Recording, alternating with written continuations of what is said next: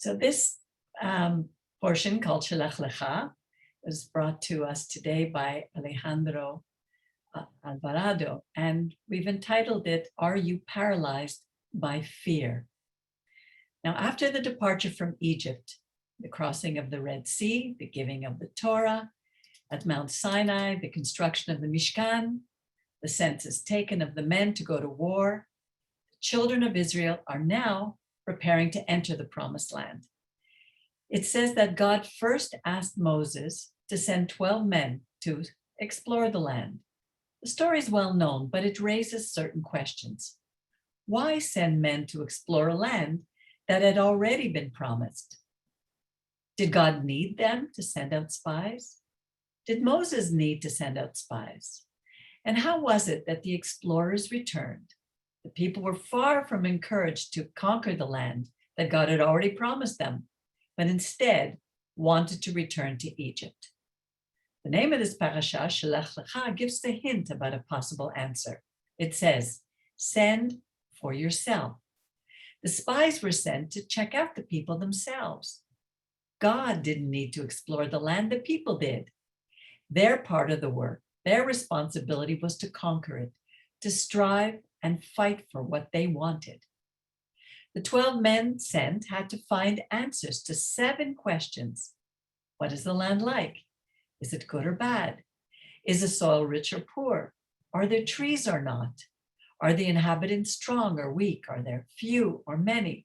Are the cities open or fortified? Exploring the land before taking it was not a bad idea.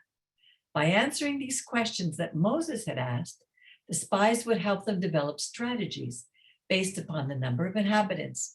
For example, how to enter if there were walls, how to hide in the forest. Were the inhabitants fearful or the contrary?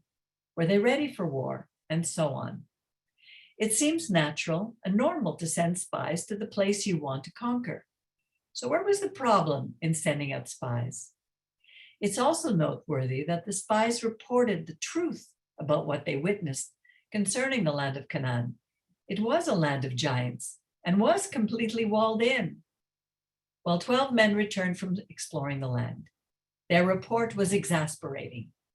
10 of the 12 spies brought a negative report, saying that it was impossible to conquer the land, that its inhabitants were giants, and that they saw them as being like locusts. They felt that the mission of taking the land of Canaan was more difficult, and only 2 men, Caleb and Joshua, trusted that they could do it. They said that the land was good and that they could enter with the help of God. Caleb said, "Let us go up then and take possession of it, for we can do more than they can," from Numbers 13:30. Caleb and Joshua were not afraid to defend their views to the majority and were nearly stoned by the crowd. The 12 men were leaders of the people, princes of each tribe, just and respected men. Why did all 10 bring a negative report? Perhaps they acted out of fear. Fear can sometimes cloud our minds and our senses. We often form ideas based in advance on how a situation will turn out, and we develop prejudices that are products of fear and ignorance. Our eyes are blinded, and we can see only what our mind wants us to see, causing our worst fears to become true. It says in Numbers 13:33, we also saw giants there, and we, in our opinion, were like locusts, and so we seemed to them. Perhaps they feared leaving the relative safety of the desert where their material and spiritual needs were miraculously met by the Creator. Perhaps they thought that when they returned to a normal life, they would once again feel like slaves. Or perhaps they were afraid that they would become just one more nation among the existing peoples. Fear weakened them and stopped them from believing that they could conquer the promised land.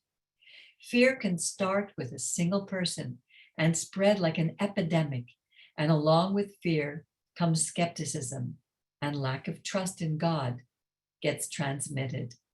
Fear creates a kind of hologram which causes us to see what is not there. That's why, even with fear, we must seek the strength within ourselves and move on to cross those mirages and force them to disappear. When we are confronted by our fears, we must react by facing them head on. It's written in Pirkei Avot, Pirkei Avot, who is brave?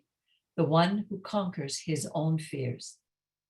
This is a story of what the 12 explorers found in the land of Canaan, but also of what their eyes found when focusing upon their bodies and sensation of their hearts and minds, on the resignation, on the failure, and the loss that they felt.